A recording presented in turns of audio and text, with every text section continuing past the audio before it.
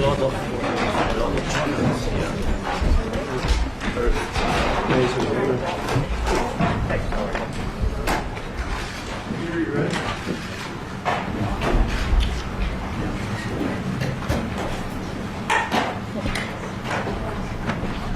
thank you very much. It's an honor to have President Zelensky of Ukraine. And we've been working very hard, very close. So we've actually known each other for a long time. We've been dealing with each other for a long time and very well. We had a little negotiation spat, but that worked out great. I think for both countries, I think for the world, actually, beyond both countries. And we have something that is a very fair deal. And we look forward to getting in and digging and working and getting some of the rare earth. But it means we're going to be inside, and it's a big commitment from the United States, and we appreciate working with you very much. And we will continue to do that. We have had some very good discussions with Russia. I spoke with President Putin, and we're going to try and bring this to a close. It's something that you want and that he wants. We have to negotiate a deal. But we've started the confines of a deal, and I think something can happen. The big thing is the number of soldiers, mostly at this point, but soldiers being killed. You're losing thousands of soldiers. So on both sides, we're losing a lot of soldiers, and we want to see it stop. And we want to see the money get put to different kinds of use, like rebuilding.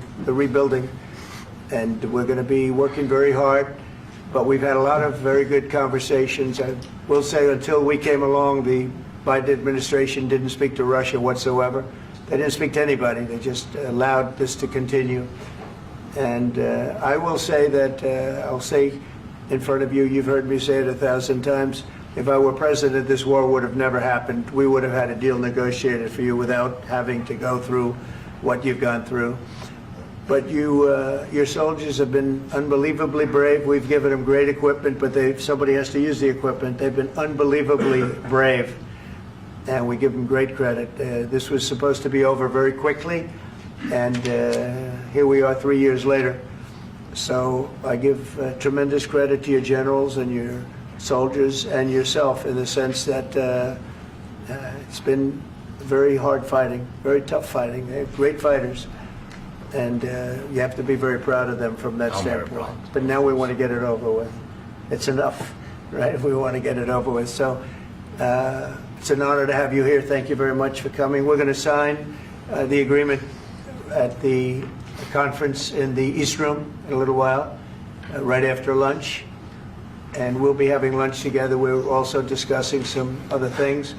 And we appreciate everybody being here. It's somewhat of an exciting moment, but the really exciting moment is when they stop the shooting and we end up with a deal. And I think we're fairly close to getting that, and an honor to have you. And please, I'd like to say something. Yeah, thank you so much, Mr. President. Thank you for invitation. And really, I hope that this first document, will be first step to real security guarantees for Ukraine, our people, our children. I really count on it. And of course, we count that America will not stop support. Really, for us, it's very important to support and to continue it. I want to discuss it with details further during our conversation, and of course, the infrastructure or security guarantees. Because for today, I understand what Europe is ready to do, and of course, I want to discuss with you what the United States will be ready to do. And I really count on your strong position to stop Putin. And you said that enough with the war. I think that is very important, Ben, to say these words to Putin at the very beginning of war, because he is a killer and terrorist. But I hope that together we can stop him. But for us, it's very important to, to save our country, our values, our freedom and democracy, and of course, no compromises with the killer about our territories, but it will be later.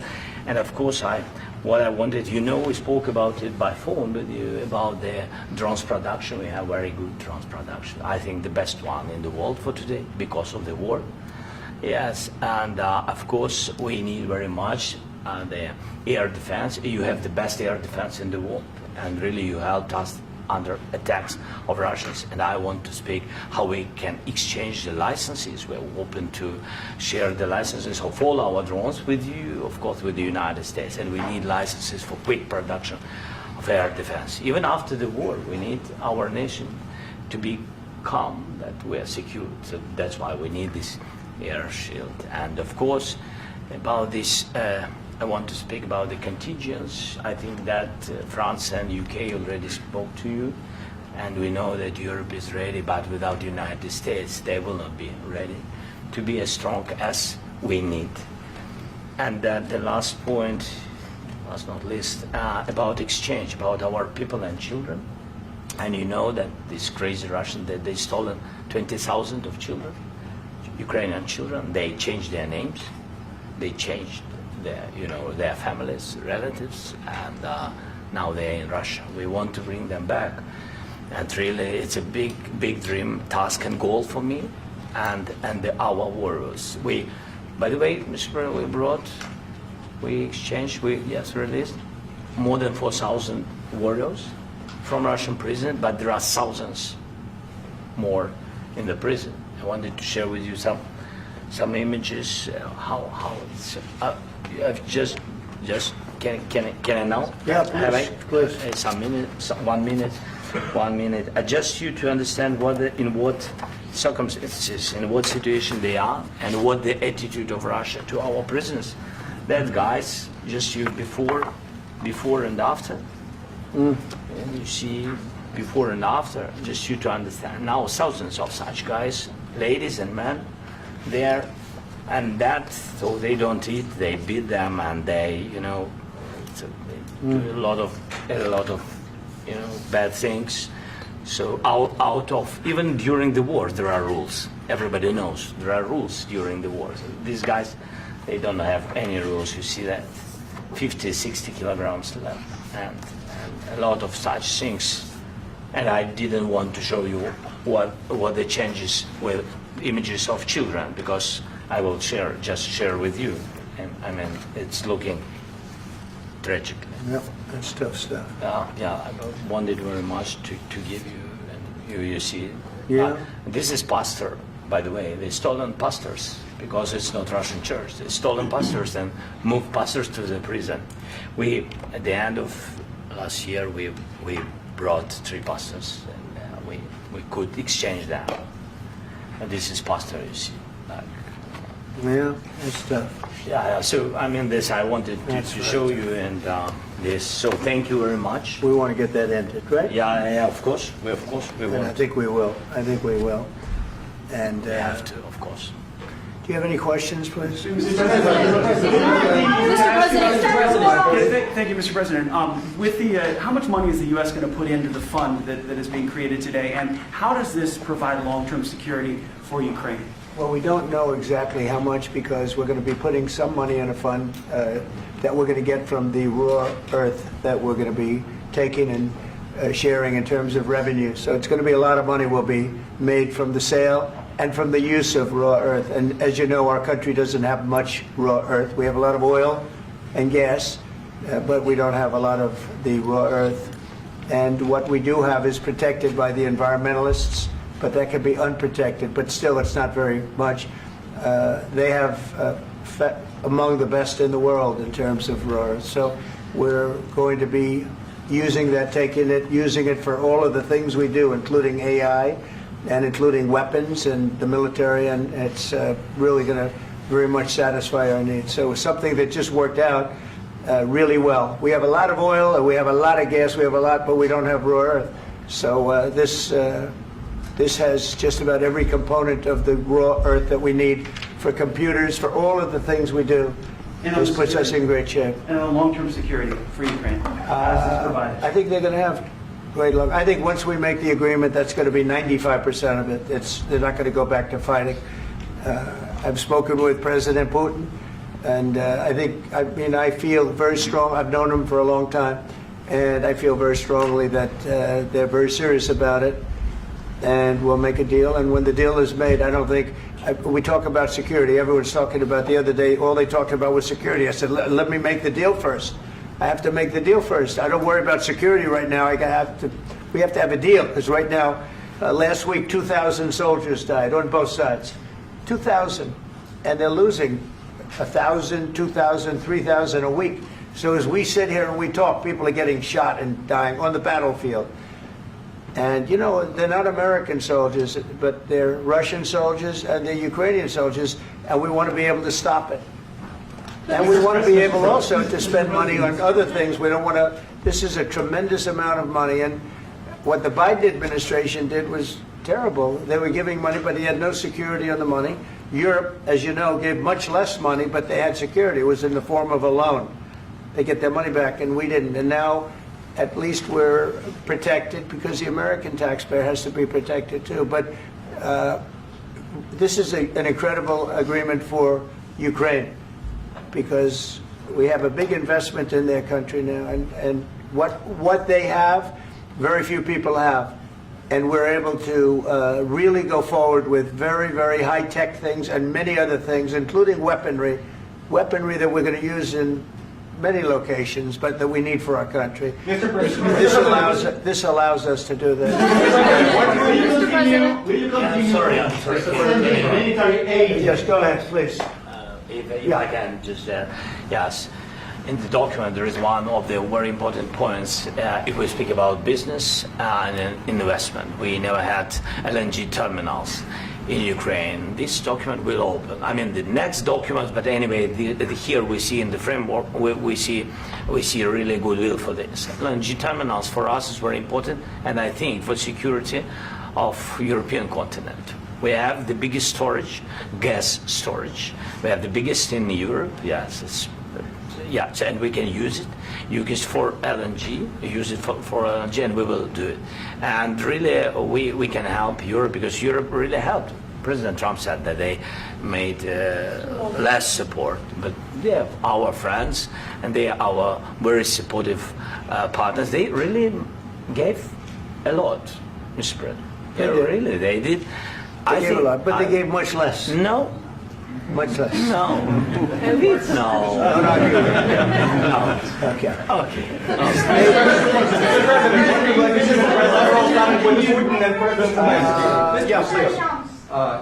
Mr. President Trump, you have repeatedly called the deal with Ukraine as a historical one. And as a President of the United States, you make historical decisions in other issues which affect America and other world. So what place in the world history do you want to take? And do you associate yourself with any famous historical figures? Yeah, I'd say George Washington, Abraham Lincoln. I would say I'm far superior to George Washington and Abraham Lincoln. Now, you know I'm only kidding, right? Because when I say that, the fake news is going to go wild. They're going to say he considers himself to be better than Washington. But you never know. You never know. I don't compare myself to anybody. I'm here to do a job. We've had a great 35 days or whatever it might be, a month, a little more than a month. We've accomplished tremendous amounts. Not only this would be a very great achievement if we could get the war stopped and get them back to normalization. I think that's going to happen. We've had very good talks on both sides, as you know. But I think we've done a very good job, just generally. If you look at all of the things we've done in 30 days, they're saying there's never been a opening for a president. The first month, there's never been a first month like we've had.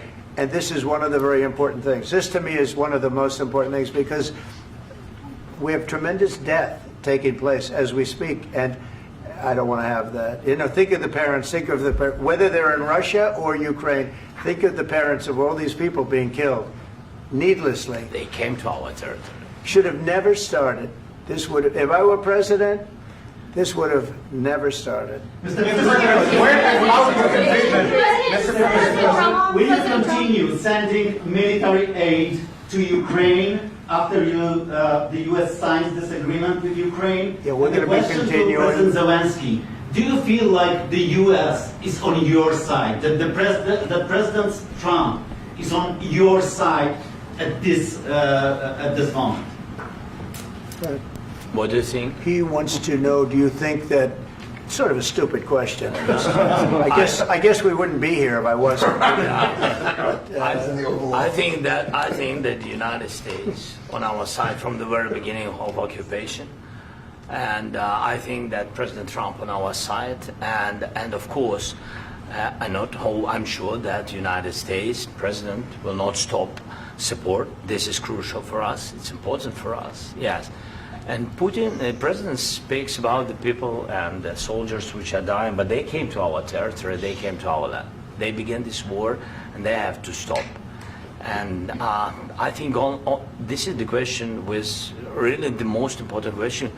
Can President Trump, I hope yes, with some other allies, to stop Putin, withdraw these enemies, our enemy, withdraw these troops from our land? And I think that you asked about the history, I think that if President, or when, he will stop Putin, if President Trump will bring peace to our country, I think he will be on this wall. I think. We've had very, very good talks. What about military aid to Ukraine? President Zelensky just said that there will be no compromises with Vladimir Putin. I just wanted to ask both of you, firstly, are there compromises that you think that President Zelensky is going to have to make? And President Zelensky, is there anything that you might be thinking that you may be able to offer or bring to the table, for example, elections? Thank you. I think you're going to have to always make compromises. You can't do any deals without compromises. So certainly he's going to have to make some compromises, but hopefully they won't be as big as some people think you're going to have to make. That's all. That's all we can do. I'm here as an arbitrator, as a mediator to a certain extent between two parties that have been very hostile, to put it mildly. They've been very hostile. There's been a vicious war. There's been a vicious war. You know, it's a very level battlefield, and those bullets go out, and as I've said many times, we were talking about it with Pete, many times the only thing stopping those bullets is a human body. And in the case we're talking about, generally young human bodies are stopping a lot of bullets. It's dead level. That's why it's great farmland. It's great land. It's great farmland, but there's very little protection against the bullets that are being, and other things that are being shot. So all I can do is see if I can get everybody at the table and get an agreement. And I think we're going to end up with an agreement. Otherwise, I wouldn't probably be even here today. Mr. President, I've got two questions for you. You think ultimately your legacy will be the peacemaker and not the president that led this country into another war and ended foreign wars? And I've got a question. I hope it will. I mean, I hope I'm going to be remembered as a peacemaker. This would be a great thing if we could do this. I'm doing this to save lives more than anything else. Second is to save a lot of money, but I consider that to be far less important. So I hope I'm going to, thank you, Brian, for that question. It was a nice question. I hope I'll be known and recognized as a peacemaker. This would be a great thing to solve. This is a very dangerous situation. You know, this could lead to a third world war. This was headed in the wrong direction.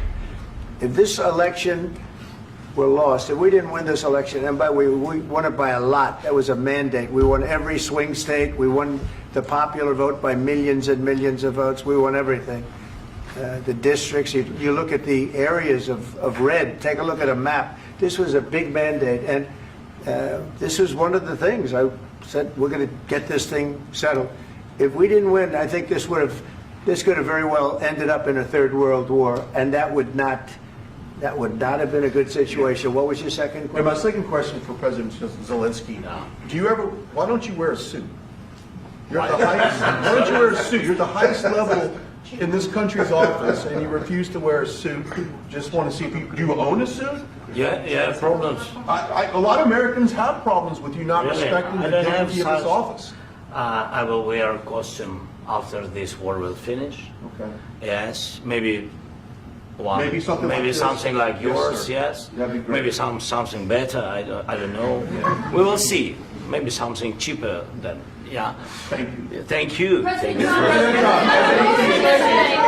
Thank you, President Trump. You said yesterday that you have. Are you going to send more arms to Ukraine in case there's no peace? Yeah, we're going to have arms to Ukraine, yeah, sure. Hopefully I won't have to send very much, because hopefully we're going to have it finished. We're looking forward to finishing this quickly. We're not looking forward to sending a lot of arms. We're looking forward to getting the war finished so we can do other things. But we very much appreciate the agreement because we needed what they had, and we're treating, our country is now treated fairly. Biden didn't do that.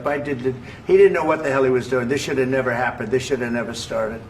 But, sure, the answer is yes, but hopefully we won't have to send much because I'm looking forward to getting it done quickly, very quickly. Does that mean you'll provide security guarantees, Mr. President? I don't want to talk about security yet because I want to get the deal done. You fall into the same trap like everybody else. A million times you say it over and over. I want to get the deal done. Security is so easy. That's about 2% of the problem. I'm not worried about security. I'm worried about getting the deal done. The security is the easy part. Security is very nice. Everybody stops shooting. And now will Europe put people there? I know France is going to. I know the UK is going to. I know other countries are going to, and they happen to be right next door. We haven't committed, but we could conceivably. We have security in a different form. We'll have workers there digging, taking the raw earth so that we can create a lot of great product in this country. So in that sense, you have something, but we haven't determined that yet. I will say, in speaking to France and in speaking to, and they were here, as you know, last week and just the other day, they have committed to a lot of security. I don't think you're going to need much security. I think once this deal gets done, it's over. Russia's not going to want to go back, and nobody's going to want to go back. When this deal ends, I really believe this deal is going to be over. Question? Yeah, please go ahead. Go ahead. Thank you, sir. Mr. President, thank you. You had President Macron and Keir Starmer at the White House this past week, both of whom praised your courage and conviction to lead the pathway towards peace. Yes. Part of that involved, though, re-engaging Russia in diplomatic relations, something that previous leaders lacked the conviction to do so. What gave you the moral courage and conviction to step forward and lead that? Well, I love this guy. Who are you with? One American News, sir. Well, that's why I like him. One American News does a great job. I like the question. I think it's a very good question. It's a pathway to peace. It's a pathway to getting something solved. And I feel that as the head of this country, I have an obligation to do that. Plus, we're very much involved. We got involved. It's too bad we got involved because there should have been no involvement because there should have been no war. And there shouldn't have been October 7th. That would have never happened. As you know, Iran was broke. They had no money to give to Hezbollah. They had no money to give to Hamas. They were stone cold broke. And then under Biden, they became rich as hell.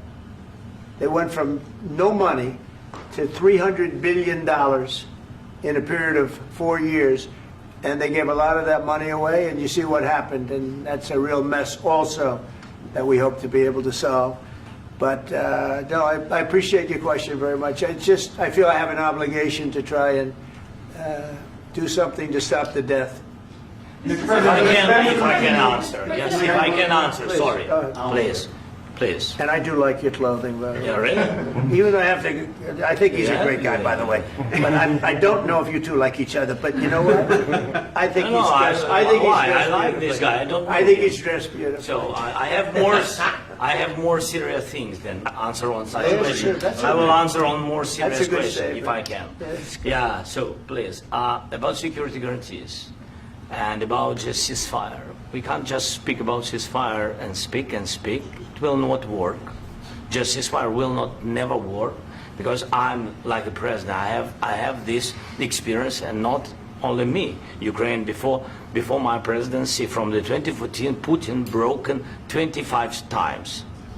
25 times he broken his own signature. 25 times he broken ceasefire. But he never broke to me. He never broke to me. No, you were the president.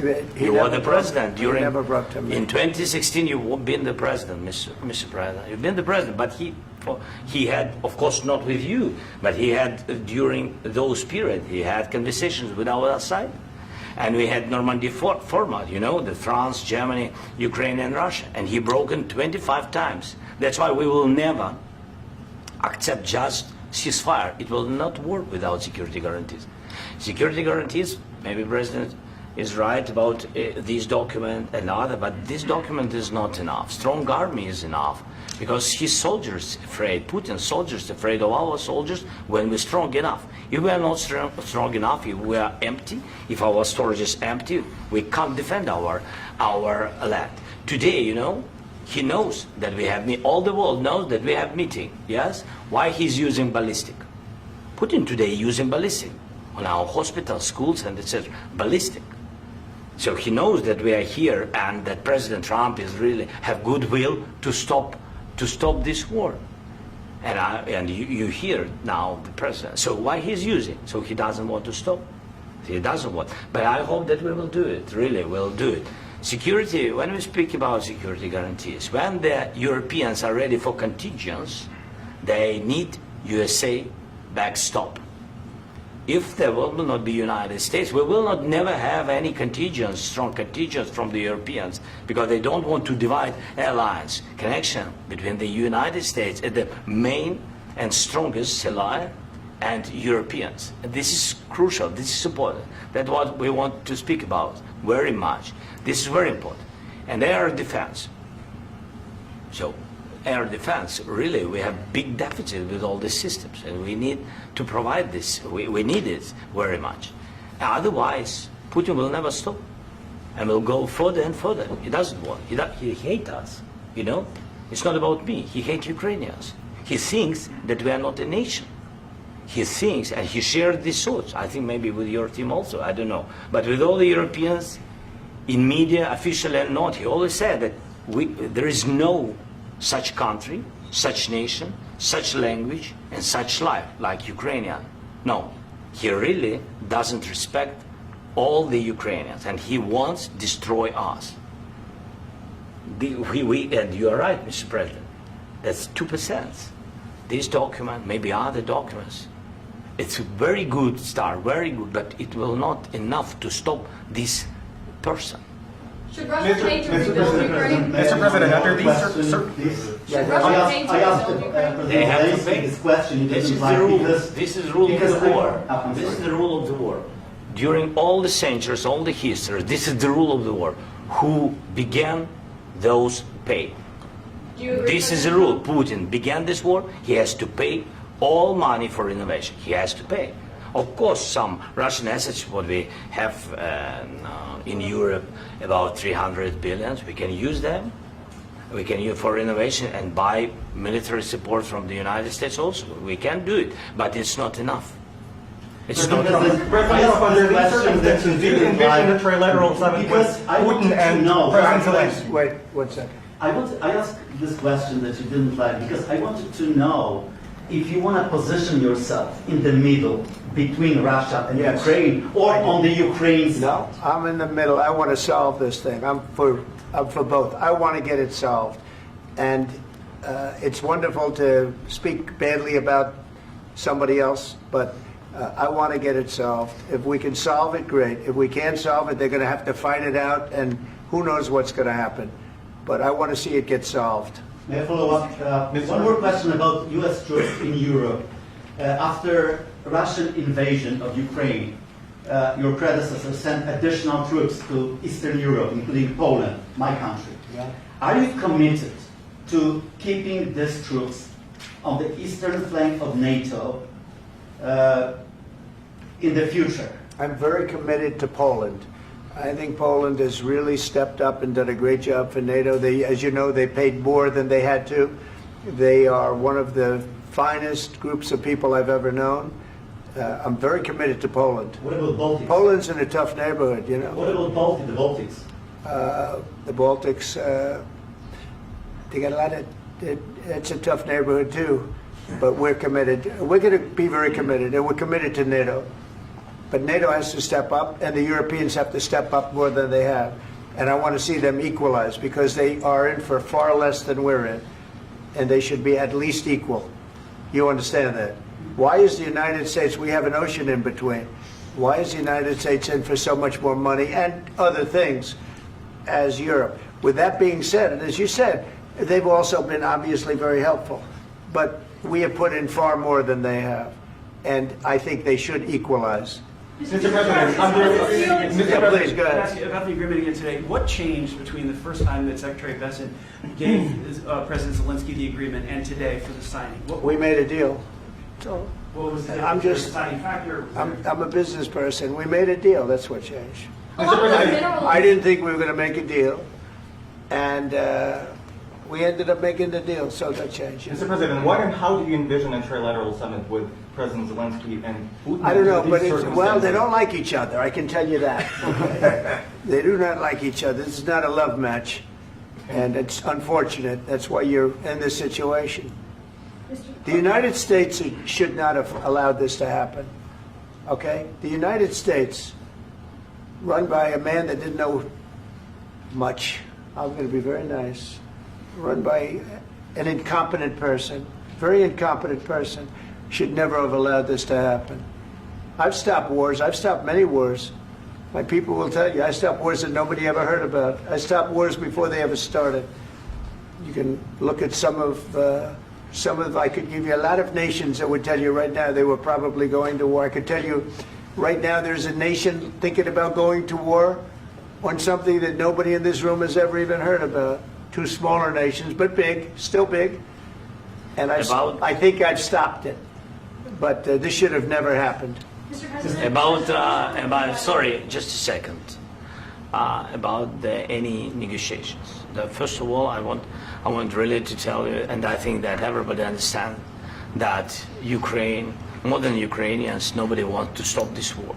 But at the future, any negotiations, it's understandable that two sides of the war, not Russia and the United States, because this is not the war between Russia and the United States. This is war of Russia against Ukraine and Ukrainian people. So these two sides will be at the anyway will be at the negotiation table. Then of course United States, like the strongest partner of the Ukraine, and of course Europe. I think Europe is very important. I want to speak about it with the President. Yes, Europe is very important for us because we really defend Europe for today. All Europeans really recognize that we are defending the line and they have real life and our people are dying. That's why they helped us. And also it's about the NATO. Yes, between, like the President said, you have big, nice ocean. Yes, between us. But if we will not stay, Russia will go further to Baltics and to Poland, by the way. But first to the Baltics. It's understandable for them because they've been in the USSR. You know, they've been one of the republics of the USSR, and Putin wants to bring them back to his empire. It's a fact. And when he will go there, if we will not stay, you will fight.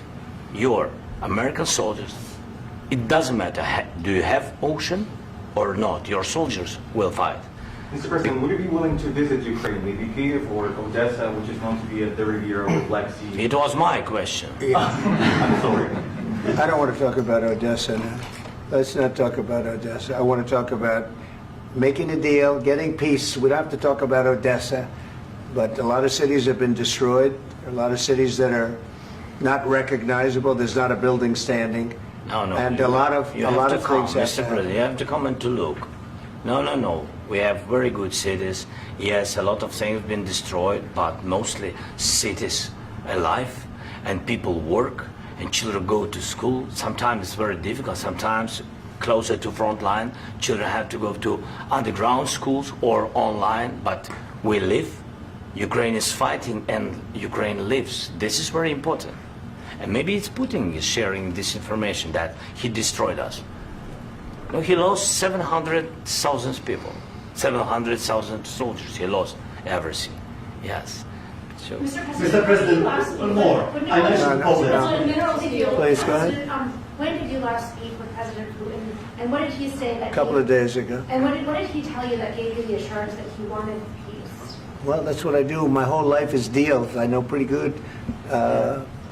And I've known him for a long time. I've dealt with him for a long time. He had to suffer through the Russia hoax. You know, Russia was a hoax. It was all Biden. It was nothing to do with him. So he had to suffer through that, and he was able to do that. I think that he wants to make a deal, and he'd like to see it end That's all I do. That's what I do. My whole life, that's what I do is make deals. Would you And understand- I'm in the middle of a mess because this is a real mess. It's a very dangerous one. If this doesn't get solved now, it's not going to get solved for a long time. So I hope we're going to get it solved. In the back, please. Thank you, Mr. President. Prime Minister Starmer claims repeatedly that his government believes in free speech and was not engaged in censorship. But his country's government arrests people for memes and thought crimes, and even more worrisome is pressuring American companies to censor Americans on its behalf. How can he be a reliable, trustworthy partner when he says things that are demonstrably false on such an important topic? Well, we actually spoke to him about that yesterday, and we thought they took it very, very much too far. JD was very strong on it. So was I. So was Marco. And we've been speaking to him about it. Marco, would you like to say something about that? We have concerns, obviously, with the conduct of those, particularly as it impacts Americans. And there's real concern that American speech, which is online, could fall into the hands of British or any country's jurisdiction. And so this is a point the Vice President made of Munich, and I think it's a very compelling one, that what unites us with Europe, as much as anything else, is these shared values, and one of them being free speech. And so if Americans are threatened by it, we're going to need to take action in that regard. Mr. President. It's actually a very important question. We spoke about this in detail with the Prime Minister, the Foreign Secretary, and others at lunch yesterday. And I know that Secretary of Commerce Lutnick followed up in private meetings last night. This is really important. We believe Americans have the right to speak their mind, even if we in this room disagree with them. They have the right to speak their mind in the public square, which is often online these days. And we're going to defend that right as it pertains to American companies and American citizens vigorously if we have to.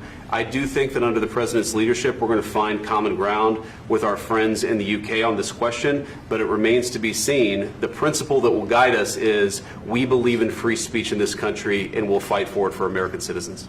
Mr. President, on the deal, is there any other oil and gas component to the deal? Is it all critical? A little bit. We'll see. On LNG? But we're not really looking for that so much. We got a lot. We have more than anybody in the world, by far. So no, we're not talking about it too much, but a little bit. I think it affects also, but for the most part, no. And sir, is there any agreement from Ukraine to purchase U.S. LNG as part of the deal, or is that on the table at all? No, we don't need that. Mr. President, I just wanted to ask you about, you just mentioned that you'd spoken to Vladimir Putin a couple of days ago. Just to be clear, that's a new call, not the one that you... I've spoken to him on numerous occasions. Okay. And how was the latest call? What did you discuss? How did it go? Are you serious with that question? I am. I'd love to know. It went well. I think we're going to have a deal. On the minerals deal, Mr. President, some of those minerals are in the east of Ukraine, not far from the front lines and in areas that Russia has occupied. Will you direct President Putin to withdraw his forces from those areas if there's U.S. interest? Well, we'll take a look at the time. We have a lot of area.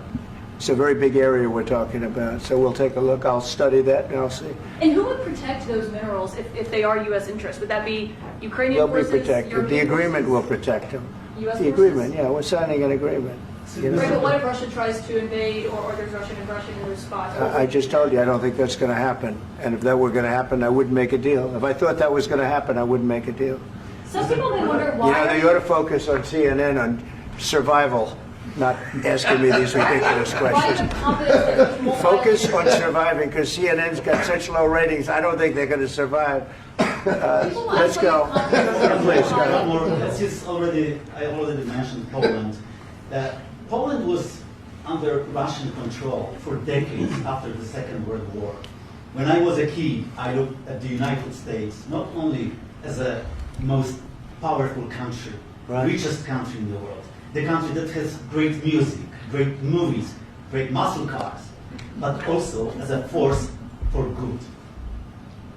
And now I'm talking with my friends in Poland, and they are worried that you align yourself too much with Putin. What's your message for them? Well, if I didn't align myself with both of them, you'd never have a deal. You want me to say really terrible things about Putin and then say, "Hi, Vladimir, how are we doing on the deal?" That doesn't work that way. I'm not aligned with Putin. I'm not aligned with anybody. I'm aligned with the United States of America and for the good of the world. I'm aligned with the world, and I want to get this thing over with. You see the hatred he's got for Putin. It's very tough for me to make a deal with that kind of hate. He's got tremendous hatred. And I understand that, but I can tell you the other side isn't exactly in love with, him either. So it's not a question of alignment. I'm aligned with the world. I want to get the thing set. I'm aligned with Europe. I want to see if we can get this thing done. You want me to be tough? I could be tougher than any human being you've ever seen. I'd be so tough. But you're never going to get a deal that way. So that's the way it goes. All right, one more question. Hey, I want to respond to this. So look, for 4 years in the United States of America, we had a president who stood up at press conferences and talked tough about Vladimir Putin, and then Putin invaded Ukraine and destroyed a significant chunk of the country. The path to peace and the path to prosperity is maybe engaging in diplomacy. We tried the pathway of Joe Biden of thumping our chest and pretending that the President of the United States' words mattered more than the President of the United States' actions. What makes America a good country is America engaging in diplomacy. That's what President Trump is doing. Can I ask you? Sure. Yeah? Yeah. Okay.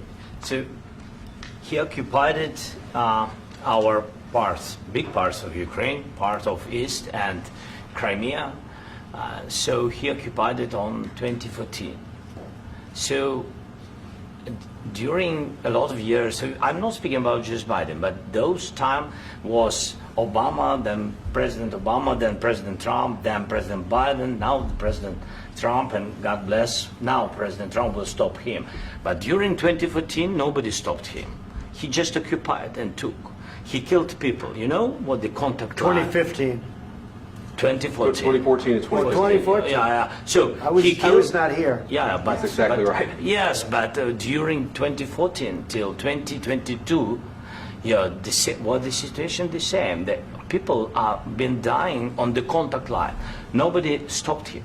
You know that we had conversations with him, a lot of conversation, my bilateral conversation, and we signed with him, me, like a new president.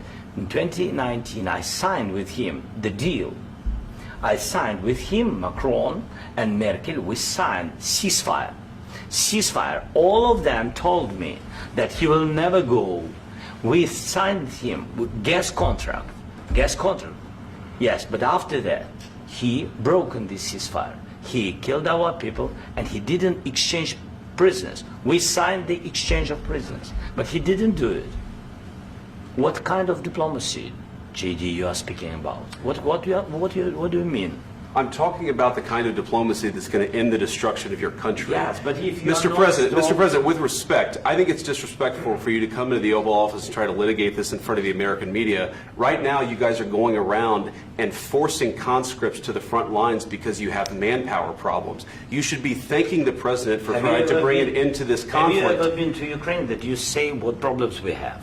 I have been to. Count once. I've actually watched and seen the stories, and I know what happens is you bring them on a propaganda tour, Mr. President.